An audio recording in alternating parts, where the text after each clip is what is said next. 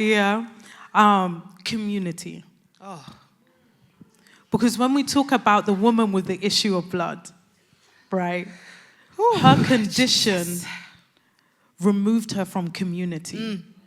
And I think we undermine how much our trauma interferes with our relationships, with our ability to engage in community, our ability to engage with church community, our ability to engage with the opposite sex, our ability to engage with women. Hello? Yeah. Listen, I didn't recognize the impact of mother wounds until I was in therapy. That my relationships with women throughout my life, especially older women, how that was an interruption to some of my relationships with women. And I had this thing of like, oh, I just get on better with boys, you know, guys, like they get me. We had this conversation, did we have, like, they just get me, you know? And my therapist was like, boo-boo, that's not it. That's not it at all. But it was wounds. It was, I was never accepted by women. Yeah.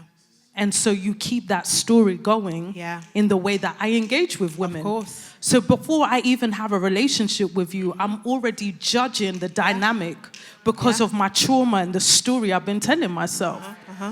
Do you understand? So good. That's so good. Healing. Without healing, it's the trauma that's going to reinforce. It's going to be the trauma that's driving the decisions. As I said earlier, if that person hurt me, if that place hurt me, I'm going to do everything not to go there.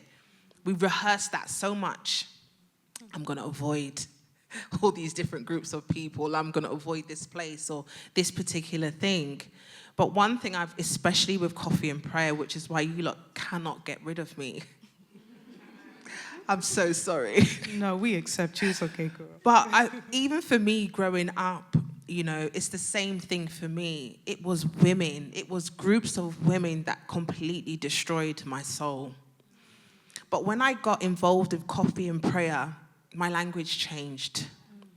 And I said, even though you may hurt from community, you can also heal in community. The very thing that hurts you when you are in a healthy version, a healthy environment, it can bring about restoration. And I think that's what is important about getting involved with community. I opened up with one of the myths about healing, that it needs to be done in isolation. No, baby. Healing can be done in community. Healing can be done alongside friends, family, colleagues, groups like this, community settings. Okay? But it's about finding those spaces that are safe enough for you to explore and unearth those wounds that you're carrying. We avoid wanting to be vulnerable. We just want to get to the healing. Heal me so that I don't have to be vulnerable. Fix me so I don't have to show anybody what I'm really going through, right? But when you find community, when you're able to confess to one another our experiences, there is restoration.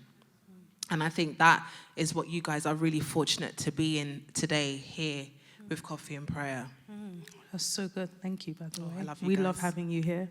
Honestly, I think that, you know, when it comes to being in community, I think on a practical level as well, I think one of the ways to identify whether a space is safe enough for you to be vulnerable, because it's not everybody, you know, everyone's on different journeys, right? Everyone's at different spaces, okay? You ain't ready for my vulnerability. You know, the fruit is telling me, okay, that you are not ready to handle my heart. And that's okay. You're probably a great person, but great, awesome, but not for my vulnerability. No. And I think that that's key. I think sometimes when we come into spaces like this, we have like, because everything is good. Like the atmosphere's been set. It's like, okay, I've met some, but no, like, it's okay to observe the fruit, you know? And sometimes it's an instant connection. But what are some of the things that you would say in terms of finding safety around community, or how to identify it? Sorry. I think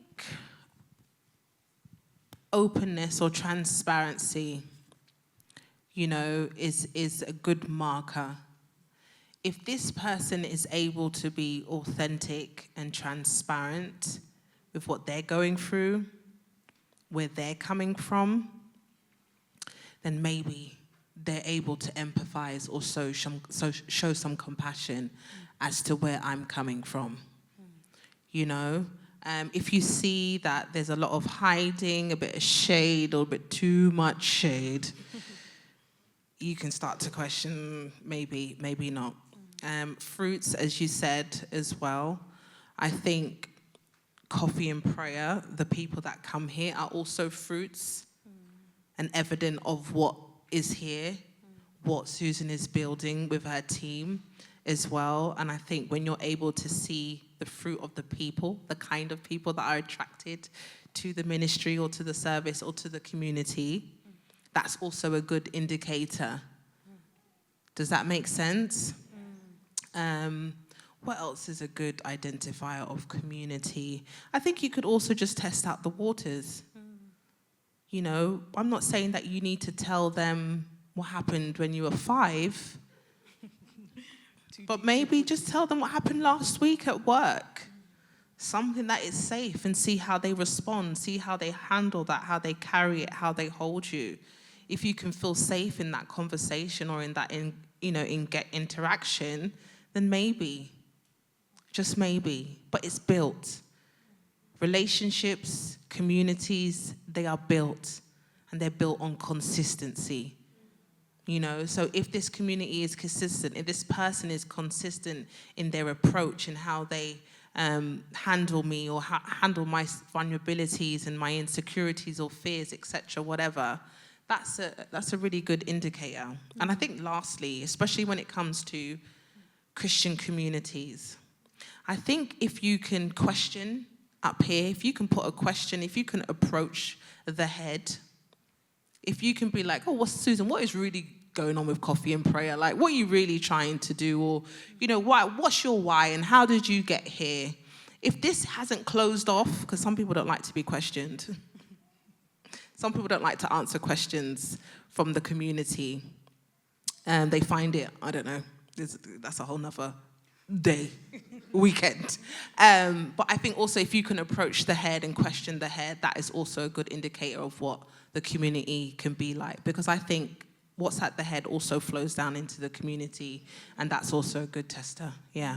I love that, because that also gives pointers for individuals that are also trying to find church community, I think it's being brave enough to ask the questions, because sometimes we're not that brave to do it, but asking the Lord for the grace to be bold enough to ask the questions. Hey, what's the mission? That type of thing. And I think sometimes that gives us, I guess, more clarity as to whether it's the space for you or not.